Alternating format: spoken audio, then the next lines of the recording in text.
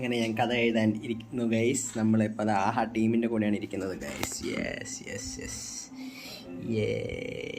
നേരെ കാണാൻ പറ്റുമെന്ന് എനിക്ക് അറിഞ്ഞൂടെ, എന്നാലും അഡ്ജസ്റ്റ് ചെയ്ത് നിങ്ങൾ കാണും. ഇത് ഓക്കെ.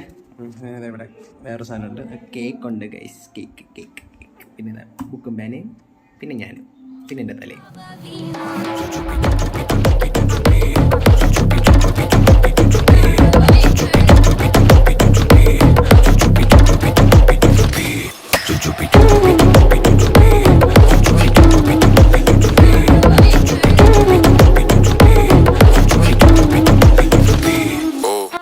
അങ്ങനെ മീറ്റിംഗ് കഴിഞ്ഞ് കേക്ക് കഴിഞ്ഞ് വെള്ളം തീരാറായി.